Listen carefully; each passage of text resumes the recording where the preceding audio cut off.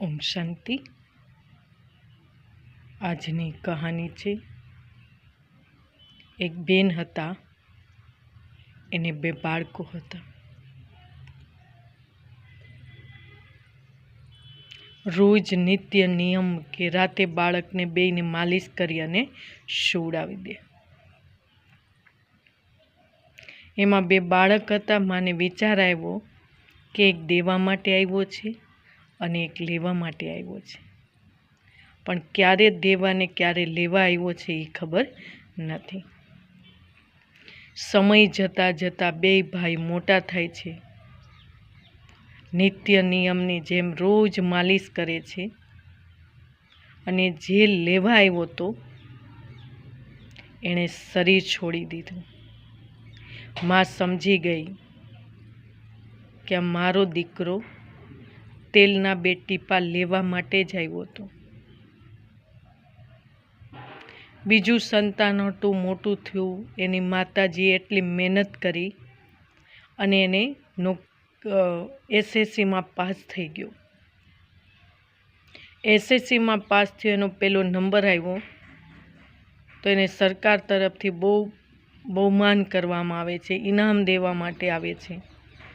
તો સ્ટેજ ઉપર કહે છે કે આ ઇનામને લાયક તો મારી માં છે, હું નથી।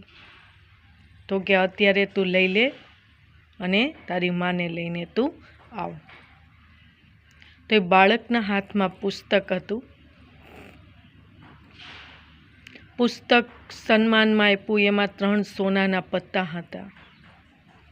દોડતો દોડતો માને બોલાવવા માટે આવે છે, પણ ગરીબ હતા, મકાન બહુ નીચું છે, તો દરવાજામાં લોખંડનો એક સળિયો હતો।